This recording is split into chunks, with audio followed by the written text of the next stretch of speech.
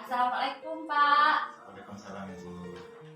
Eh, ini Pak, saya akan mencari Bapak nih. Tapi sebelumnya saya terima kasih dulu atas kesempatan waktu Bapak. Ada waktunya untuk saya wawancarai. Di sini saya akan mewawancara Bapak tentang pengambilan keputusan terhadap salah satunya masalah yang ada di sekolah ini Bapak. Silakan Bu, mungkin yang bisa saya jawab apa adanya ya Bu ya, karena itulah yang dari SMB kedua. Silakan. Iya Bapak, terima kasih Bapak. Di sini ada beberapa pertanyaan ya Pak ya. Pada pertanyaan yang pertama Pak, selama ini bagaimana Bapak dapat mengidentifikasi kasus-kasus yang merupakan dilema etika atau bujukan moral yang ada khususnya di sekolah ini Bapak? Kasus-kasus yang ada di SMB Negeri 2 ini biasanya kita mengumpulkan datanya dari anak, dari guru, atau dari sumber-sumber lain yang dipercaya, bisa juga dari masyarakat atau mungkin SMS dari masyarakat. Bapak, ini ada anak SMB Negeri 2 yang merokok, nanti kita tindak lanjuti dengan pengumpulan data. Setelah data lengkap, baru kita panggil anaknya untuk klarifikasi atau sekaligus untuk memberikan nasihat. Gitu ya Pak, jadi diidentifikasi salah satunya dari laporan pihak luar, misalnya ada laporan wali murid atau masyarakat lingkungan sekolah ya Pak ya.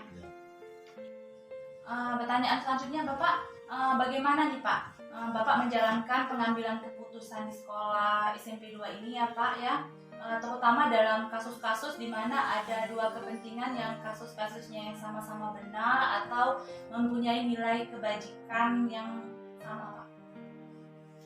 Banyak kasus yang terjadi di SMP Negeri 2 ini. Salah satunya misalnya anak tersebut sudah kelas 9 tetapi dia pintar dalam segi olahraga. Kalau menurut sistem atau peraturan, setelah dia banyak meninggalkan tugas, otomatis anak tersebut tidak lulus. Tapi kalau dia melihat dari kepentingannya, maka kita akan luluskan. Jadi kalau kita ambil kesempatan untuk membantu, ya kita bantu walaupun sebenarnya dia tidak berhak. Artinya kita juga sudah dihargai berkaitan dengan etika dan moral tadi Bu, anak tersebut tidak berjuang, ternyata dari segi akademik tidak lulus. Jadi tetap kita pertimbangkan etika-etika yang berkepentingan dari itu. Iya benar ya Pak ya, di satu sisi anak itu unggul di dalam prestasi olahraga misalnya ya Pak ya, tapi di sisi lain dia banyak ketinggalan materi pelajaran. Nah Pak, dari misalnya yang kasus tadi yang anak yang seperti Bapak bilang tadi, kan ada anak yang tadi unggul di bidang prestasi olahraga tapi di salah satu sisi akademiknya agak kurang gitu ya Pak. Langkah-langkah apa Pak? Seperti apa yang biasa Bapak lakukan selama ini Bapak menghadapi kasus seperti itu? Biasanya kita undang anaknya, kemudian kita kasih nasihat. Setelah kita kasih nasihat, kita suruh privat atau belajar tambahan. Kalau bisa dengan guru yang belajar tambahan, kalau bisa di keluarga silakan di keluar. Tapi kalau dia tidak masih juga, ya kita undang orang tuanya klarifikasi harus seperti apa anak ini. Apakah akan ada perbaikan atau tidak nanti setelah kita diskusi dengan guru-guru mapel, wali kelas, kemudian kita lihat pandangan orang tua baru kita ambil. Ada tahapan-tahapannya Ya. gitu ya Pak ya. Oke Pak. Hal-hal apa saja Bapak yang selama ini Bapak anggap efektif dalam pengambilan keputusan pada kasus-kasus dilema etika di sekolah ini Bapak?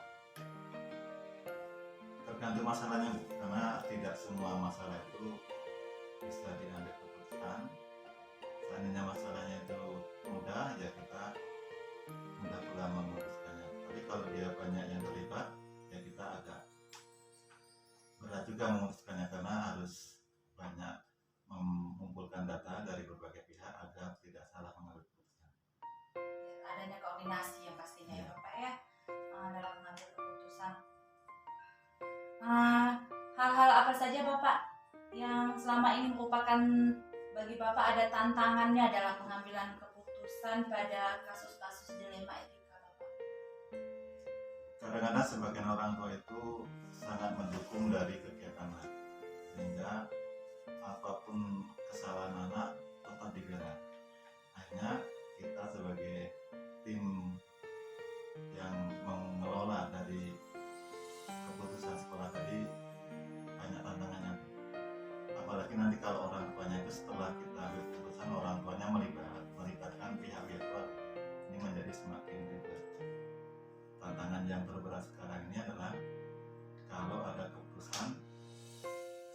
ternyata orang tua tersebut melibatkan orang lain, misalnya dari Caroline ya. Dari Caroline nanti ada lagi tim yang di atas Caroline yang menaungi Caroline, akhirnya sampai ke wali kota. Sementara kita menurut peraturan kalau anak tersebut kurang, artinya harus diimbangi dengan pengetahuan. Tetapi di segi olahraga tadi memang mampu. Misalnya di Caroline pada anak yang berprestasi poli gitu ya Pak ya. Kan? Orang tua mendukung walaupun prestasinya buruk, tapi karena dapat dukungan dari berbagai pihak, akhirnya kita buat keputusan tadi agak berat. Iya, tapi karena belum tentu memang anak itu di bidangnya mampu gitu ya Pak ya. Oke, Pak. Nah Pak, dalam memiliki, adakah Bapak dalam menghadapi kasus-kasus tadi ya Pak ya, Bapak memiliki jadwal tertentu Pak dalam penyelesaian kasus dilema etika tadi? Apakah Bapak langsung menyelesaikannya saat itu juga, ataukah Bapak memiliki sebuah jadwal untuk menyelesaikannya? Lalu bentuk atau prosedur seperti apa kira-kira yang Bapak jalankan? Kalau pada umumnya di SMP Negeri 2 ini, kalau kasus itu tidak hanya melibatkan pihak, misalnya anak tersebut nakal di kelas itu atau membuat pola dengan guru mapel, maka kita langsung putuskan dengan guru mapel. Tapi kalau dia melibatkan berbagai pihak, terutama pihak-pihak luar yang berwenang, otomatis kita mengumpulkan data.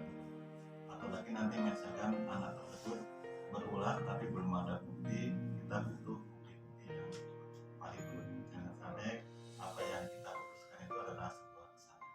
Berarti untuk mengumpulkan data-data, mencari informasi dulu tentunya butuh waktu berarti ya Pak ya. Ada jadwal khusus ya gitu ya Pak ya. Nah Pak, adakah Pak seseorang atau faktor-faktor yang selama ini mempermudah atau membantu Bapak dalam pengambilan keputusan dalam kasus-kasus dilema etika? Di SMP Negeri 2 ini dalam pengambilan keputusan kepada siswa itu tidak diputuskan secara mandiri tetapi secara tim, dari mulai guru mapel, wali kelas, kemudian guru PK terutama yang menjadi ujung tombaknya, wakil-wakil, dan nanti juga melibatkan orang tua. Jadi memang ada tim khusus yang ikut membantu seluruh kegiatan pembinaan kepada anak tersebut. Banyak yang dilibatkan tentunya ya Pak ya, berkoordinasi dengan pihak-pihak keluarga sekolah ya Pak ya. Nah Pak, terakhir Pak, dari semua hal yang telah disampaikan tadi, pembelajaran yang Bapak petik Pak dari pengalaman Bapak dalam mengambil keputusan dilema etika, kira-kira bagaimana Bapak? Ada sebuah kasus ketika itu ya, bahwa anak tersebut, anak dari guru kita, secara nilai atau kehadiran jelas mereka akan kurang atau bisa jadi tidak naik. Kemudian kita undang ibunya sebagai wali murid, ternyata dia tidak mau datang menghadap. Akhirnya setelah kita putuskan dengan orang-orang tim kita yang hadir, diputuskan tidak naik. Ternyata setelah kita putuskan ada sebuah penyesalan karena kok tidak kita lanjutkan. Itu sebuah pembelajaran bahwa dalam mengambil keputusan itu memang harus sangat hati-hati. Salah satu pembelajaran yang kita dapat, jangan cepat mengambil keputusan sebelum memang sudah benar-benar valid baru kita. Intinya dalam mengambil keputusan itu harus benar-benar dipikirkan, koordinasi dulu gitu ya Pak ya. Jadi tanpa adanya penyesalan gitu ya Pak ya. Oke Bapak, terima kasih Bapak atas kesempatan waktunya saya bisa mewawancarai Bapak hari ini. Terima kasih, semoga apa yang saya dapat dari wawancara ini bisa saya juga praktekkan untuk khususnya untuk siswa-siswa saya di kelas Bapak. Terima kasih Bapak. Sama-sama Bu, Ya. semoga bermanfaat. Amin. Terima kasih ya Pak. Assalamualaikum warahmatullahi wabarakatuh. Saya Tuti Juniati selaku CGP Angkatan 5. Di sini saya akan melakukan wawancara tentang pengambilan keputusan. Sebelumnya saya berterima kasih kepada Bapak Zulkarnain selaku kepala sekolah SMP Muhammadiyah Kota Lubuk Linggau. Terima kasih Bapak atas kesempatan waktunya mau menerima wawancara saya. Kita langsung saja ya Pak ya. Di sini baiklah pada pertanyaan pertama. selama ini bagaimana Bapak dapat mengidentifikasi kasus-kasus yang merupakan dilema etika atau bujukan moral? Etika dan moral. Etika itu sama-sama dua keputusan yang sama. Etika moral ketika dia berupa kebaikan dan satu kebaikan, jadi kita merupakan kebingungan untuk memutuskan masalah itu sendiri. Sedangkan etika moral tentang dilema moral itu ada hubungannya kebenaran dengan tidak bentuk kesalahan yang harus kita telusuri apa benar atau salah itu sendiri maksudnya. Jadi ini ada keraguan-raguan diantaranya untuk memutuskan ini. Artinya harus ada penilaian, titik temu, ada namanya fakta-fakta, bukti-bukti bahwa ini kenyataannya benar atau salah. Ya, Bapak jadi harus membuktikan dulu fakta-faktanya ya Bapak ya. Selanjutnya Bapak, selama ini bagaimana Bapak menjalankan pengambilan keputusan di sekolah, terutama di SMP Nordian ini ya Bapak ya, terutama untuk kasus-kasus di mana ada dua kepentingan yang sama-sama benar atau sama-sama memiliki nilai-nilai kebajikan Bapak? Oh, itu contohnya. Lalu hampir rata-rata ketika dia ada keputusan mau ngajar, orang tuanya menelpon ini, orang tuanya nelpon, orang itu sakit, harus mengantarkan ke rumah sakit ya. Jadi menurut ini kita berikan kebebasan bagi dia untuk menentukan nasibnya, atau dia harus mengurusi orang tuanya, atau dia mengurusin di sekolah dengan catatan dia harus memberi tugas untuk anak sekolahnya. Jadi diberikan kebebasan untuk mengurusin orang tua terlebih dahulu, timbang dia harus mengurusin anak didiknya. Jadi dilema antara itu. Orang tua dengan tupoksi sebagai pengajar di sekolah Bapak ya. Nah Bapak, langkah-langkah atau prosedur seperti apa yang biasa Bapak lakukan selama ini? Oh, itu kebiasaan yang kami lakukan adalah penilaian dari kinerja guru-guru, bagaimana dia melakukan kinerjaannya, baru nanti ada tindakan benar atau salah dari etika yang dilakukan. Kalau dia merupakan kegiatan itu ada penelitian. Prosedurnya adalah bagaimana pemecahan masalah kalau dia dihadapi permasalahannya, kalau dia misalnya terlambat sekolah dengan anak mengantarkan anak ke sekolah, bagaimana cara keputusan kami berikan coaching untuk dia bagaimana pemecahan masalahnya. Itu antaranya untuk memecahkan hal pribadi yang dilakukannya, bagaimana pemecahannya biar nanti diberi perubahan dia akan datang untuk bisa. Diberikan coaching pada guru ya Pak ya. Bagus sekali Pak, jadi guru sendiri bisa memecahkan masalahnya sendiri ya Pak. Selanjutnya Pak, hal-hal apa saja yang selama ini Bapak anggap efektif dalam pengambilan keputusan pada kasus-kasus dilema etika ini? Dilema yang dihadapi, pertama kami ambil coaching itu sendiri untuk menentukan bahwa pemecahan masalahnya harus diri pribadi masing-masing. Sebagai guru pengajar, kita harus ditentukan. Begitu juga guru-guru mengcoaching siswanya dalam kesulitan belajar dan sebagainya. Kalau dia mempunyai kesulitan belajar, dia harus memecahkan masalahnya. Etika, kebenaran yang dilakukan, hal yang dilakukan ini semua benar menurut keadaan, kondisi yang keadaan itu sendiri. Jadi bagaimana pemecahan masalahnya untuk menyelesaikan diri pribadi dengan masalahnya pribadi untuk memecahkan sendiri. Ya, langkah-langkahnya itu dengan menerapkan coaching baik dengan masalah yang ada pada guru, Bapak melakukan coaching. Sebelumnya ada pendekatan dan didekatkan data yang dilakukannya etikanya bermasalah, dilakukan pendekatan dan catatan, baru ada coaching, panggilan coaching. Melakukan pendekatan terlebih dahulu ya Bapak ya. Nah Pak, dalam tadi Bapak katanya kan melakukan coaching dan terlebih dahulu mengidentifikasi masalahnya dulu ya Pak ya. Nah Pak, adakah tantangan dalam pengambilan keputusan pada kasus-kasus dilema etika yang dihadapi? Nah itulah kita ini masalahnya, dilemanya kalau sekarang ada namanya status sosial di masyarakat, kepribadian itu sendiri, apalagi kedekatan dengan dinas segala macam, kita terasa membuat coaching itu bermasalah atau dilemanya tidak mau melakukan itu. secara nyata, apalagi kedekatan, kesayangan, keluarga, kawan-kawan yang sejawat yang terlalu kenal. Kita coachingnya bagaimana ceritanya? Lebih tua daripada kita, senior, coachingnya itu masalahnya di situ. Ini masalahnya tentang kondisi dan keadaan yang bersangkutan individu, masyarakat dan sebagainya. Ya, tantangan berarti kondisi terhadap apa individu terhadap guru gitu ya Pak ya. Iya, tekanan. Iya. Apakah Bapak memiliki sebuah tata cara atau jadwal tertentu Bapak dalam menyelesaikan kasus dilema etika ini? Apa langsung menyelesaikannya pada saat itu atau membutuhkan waktu untuk menyelesaikannya? Dan bentuk atau prosedur seperti apa yang kira-kira Bapak lakukan? Kalau itu dilakukan secara berkala Ibu. Kadang-kadang kita berkala itu kita lihat kejadian-kejadian yang dilakukan ya. Apakah dia berulang-ulang? Kalau dia 1 bulan berulang-ulang, kita harus panggil 1 kali itu. Panggil 1 kali ya, teguran pertama.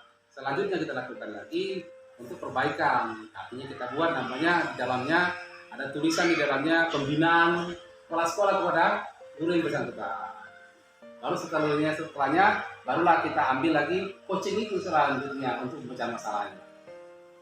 Tidak bisa secara langsung ya Pak ya, pasti memerlukan jangka waktu ya. Dan prosedur tahapannya Pak ya. Adakah seseorang Pak atau faktor-faktor yang selama ini mempermudah atau membantu Bapak dalam pengambilan keputusan dalam kasus-kasus dilema etika yang dihadapi Bapak? Ini pertama, etika itu dipermudah dari lingkungan sekitar seperti masyarakat. Masyarakat kita mendukung anaknya, membawa anaknya ke sekolah Muhammadiyah, berarti mematuhi peraturan tata tertib sekolah. Itu satunya. Jadi ada namanya interaksi antar sekolah dan lingkungan, dan lembaga lain termasuk diantaranya kepolisian, apa disebut dengan namanya penyuluhan tentang narkoba, penyuluhan tentang remaja dan lain sebagainya, masyarakat kerjasama yang baik di situ di dalamnya. Samping itu adalah tata tertib yang kami buat di sekolah itu untuk mengkondisikan siswa biar lebih efektif. Tapi sebelumnya kami membuat itu menjadi kami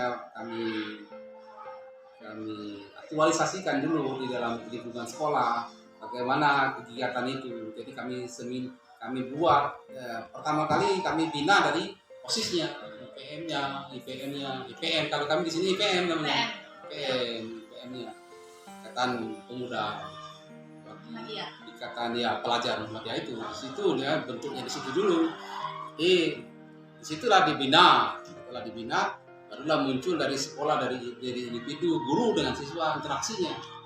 Jadi pembuatan muda itu guru-guru dengan siswanya berintak dan bertakwa.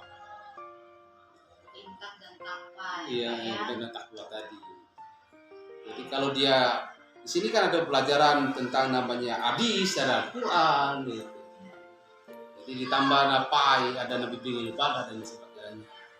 Kita membuat tata tertib untuk memudahkan kami membuat siswa-siswa di sini lebih beretika, lebih baik daripada dilema-dilema yang kami pecahkan itu sendiri. Jadi faktor-faktor itu dari dasarnya dulu terhadap siswa-siswa itu melalui yang dari awalnya dari organisasi yang paling tinggi pada siswa itu IPM tadi ya Pak ya? Apa tadi Pak IPM? Ikatan Pelajar Muhammadiyah. Biasanya OSIS gitu ya Pak ya? Berarti dari IPM, terus dasar kekuatan para murid tadi itu dengan intak disertai intek yang kuat, dimana pelajaran Muhammadiyah sendiri kan lebih plus ya Pak ya? Ada bimbingan ibadah, ada baca Quran dan hadis. Jadi antara keseimbangan antara intek dan intaknya ya Pak ya. Dari semua hal tadi Pak yang telah disampaikan, kira-kira menurut Bapak, pembelajaran apa yang Bapak petik dari pengalaman Bapak selama ini dalam mengambil keputusan dilema etika? Dilema etika yang kami ambil itu rata-rata pengalamannya kecenderungan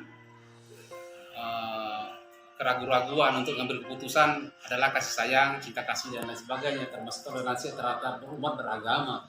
Itu salah satunya. Kalau kita sanksi di antar umat beragama, anak tidak sholat di situ, pada dasarnya mereka sholat. Nah, kalau dia masuk ke dalam sekolah ranah-ranah kita itu, berarti apalagi di Muhammadiyah dan Nahdlatul Ulama, mereka kesempatan sekolah di Muhammadiyah. Tidak ada dalilnya ketika aku membaca namanya waktu sholat subuh kami mengajarkan kunut, dia kunut itu. Jadi sanksi-sanksi itu bertolak belakang ditoleransi berumat beragama, kami tidak lagi melakukan itu. Di mana kita membuat pengalaman tentang ketika pelajar, guru-guru yang bersangkutan yang punya kecenderungan dari yayasan, yang punya kekerabatan yayasan, kita bingung untuk memberi sanksi administrasi segala macam untuk dia, karena kita juga maklum diangkat dari yayasan itu sendiri. Dilema etika itu, itu bukan rahasia lagi, gitu kan, itu rahasia lagi. Dan itu saja kira-kira pengalaman-pengalaman yang membuat dilema dari pembelajaran etika itu mengembangkan. Terima kasih Bapak. Setelah melakukan wawancara ini, saya banyak mendapat ilmu dan pengalaman yang khususnya Bapak temui selama ini dalam menghadapi salah satunya kasus-kasus terhadap baik murid ataupun guru di SMP Muhammadiyah ya Bapak ya. Terima kasih Bapak atas waktunya. Mungkin lain kali saya masih bisa wawancara lagi dengan Bapak. Bisa boleh, ya, datang kapanpun juga, pintu kami masih terbuka lebar untuk Ibu ya. Terima kasih Bapak ya. Saya akhiri. Wassalamualaikum warahmatullahi wabarakatuh.